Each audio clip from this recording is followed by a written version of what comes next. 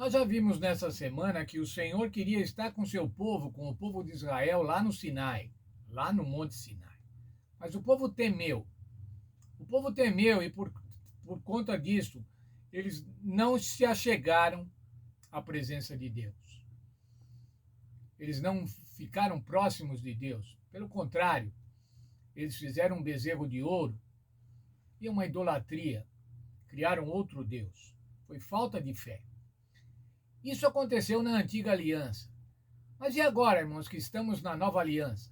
Agora que a partir do Senhor Jesus, todos fazemos parte de uma nova aliança. Vamos ver o texto de Hebreus 12, os versos 22 a 24. O que o apóstolo Paulo estava escrevendo para aqueles nossos irmãos hebreus? Aqueles nossos irmãos que estavam em dificuldade, que estavam desanimando. Veja lá. Mas tende chegado ao Monte Sião e à cidade do Deus vivo, a Jerusalém celestial e aos muitos milhares de anjos. Veja, irmãos, o que ele está falando. Vocês não chegaram agora não no Monte Sinai, mas vocês chegaram no Monte Sião. O Monte Sião é a cidade de Deus. O Monte Sião era considerada Jerusalém, mas é também considerada a Jerusalém celestial. Por conta da entronização do Senhor Jesus Cristo, que era um fato. Era um fato por quê?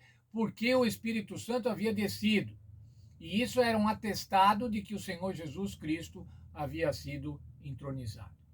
Temos chegado ao Monte Sião através de Jesus. Mas veja, o apóstolo Paulo estava falando assim, mas tende chegado, mas que chegado? Eles não chegaram nada ainda, irmãos, eles estavam lá sendo perseguidos.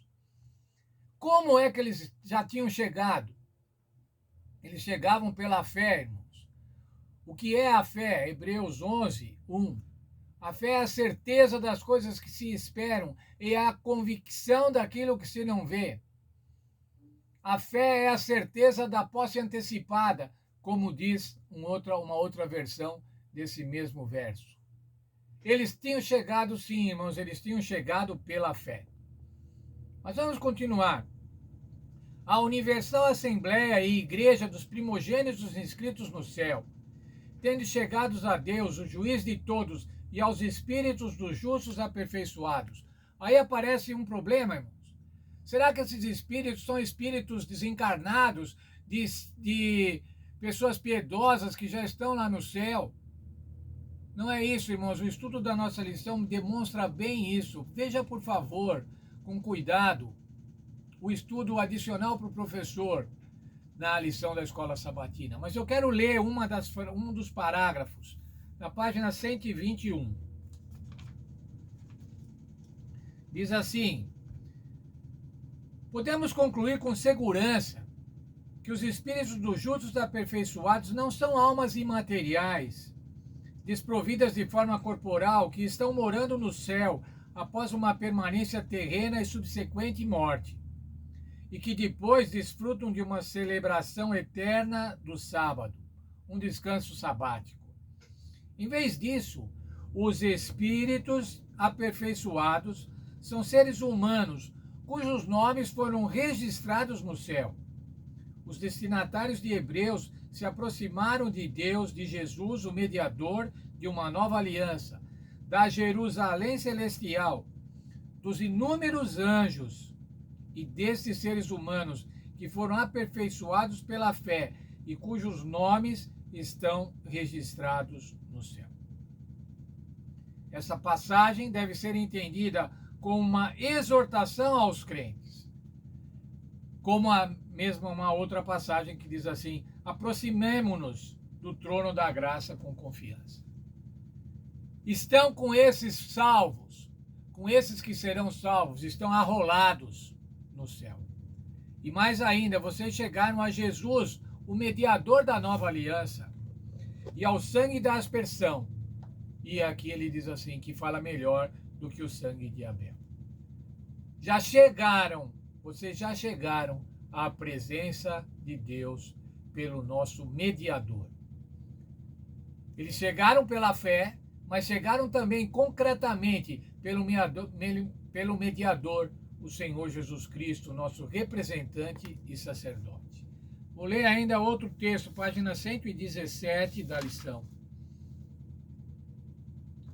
Página 117 diz assim: a realidade da ascensão e do ministério de Jesus no santuário celestial é a âncora da alma, segura e firme, a garantia de que as promessas têm substância e são confiáveis.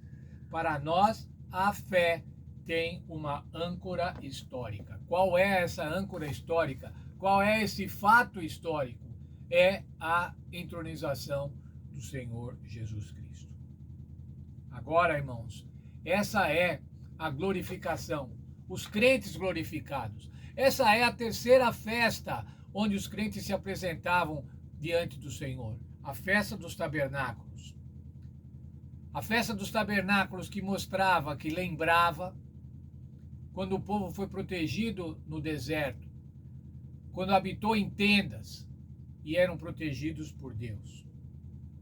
Na nova terra, irmãos, nós vamos estar não em tendas. Na nova terra, nós vamos estar na cidade construída e projetada por Deus, como nós já vimos, onde Deus é o arquiteto e é o construtor.